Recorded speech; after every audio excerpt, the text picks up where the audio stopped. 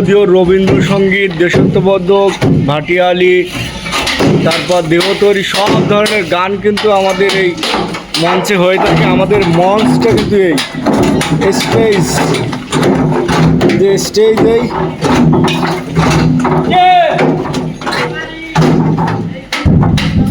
আইছে আইছে দুলবালি আর ইটার cap cap আরে ভাই সামনে আসো এই ক্যাপ আইছে বলে এই ওই দুলুবালি ক্যাপ আইছে ও থাকছিল ওই জায়গায়। এই ক্যাপ ইট বলা গালে আর রাখতে কো এক পাশে সাইড তো সাফাই খাওয়া দাওয়া করে এসে তারপরে এই ক্যাপ চলে এই ক্যাপ আরে গাড়ি একটা দেবে কাম এ গাড়ি ওইটা থাক।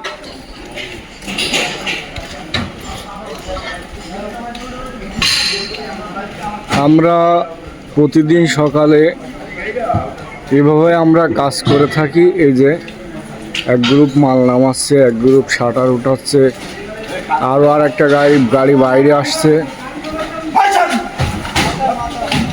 সারাদিনই রোদ হোক বৃষ্টি হোক আমাদের কাজ আছেই চলমান।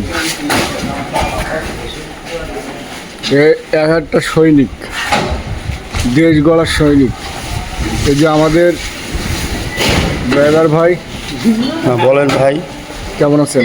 আলহামদুলিল্লাহ ভালো আছি। আপনি এই গাড়ির জগতে কতদিন আছেন? গাড়ির জগতে 30 বছর হয়ে গেছে ভাইজান। আলহামদুলিল্লাহ। 8 বছর বয়স হইতে গাড়িতে। আলহামদুলিল্লাহ। আপনার জীবনের সবথেকে একটা ট্রাজেডি ঘটনা বলেন।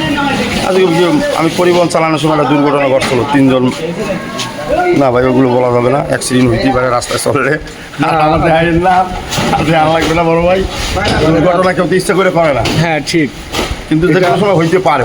মানুষের দোষে বেশি না হয়। গাড়ি কিন্তু বাড়ি যেয়ে মারে না কেউ, রাস্তায় মানুষ মরে মরে। আসলে মূল কথা, যার যেখানে হায়াত শেষ তার সেখানে মৃত্যু হবে ইনশাআল্লাহ। এখন তারপর থেকে আপনার জীবনে আর কোনোদিন না, আমার আর কোনো দুর্ঘটনা একটাই কাহিনী হয়েছে বড়। তারপর আমি আর পরিবহন চালাই না, আমি এই ট্রাক্টর চালাই নিরিবিলি, জয়ী নাই কিন্তু। এই যে সকালে এতগুলো মাল, এই যে সিমেন্ট, এগুলো সব আমরা নামালাম।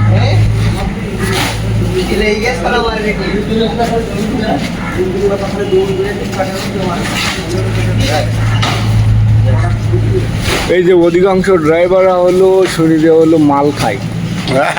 এই মাল খাওয়ার পরে আরে না না, ডাইরেক্ট কথা বলে না। মাল খায় মানে মাল তো এই দুনিয়ার সবাই খায়। কি রা? হ্যালো, আসসালামু আলাইকুম।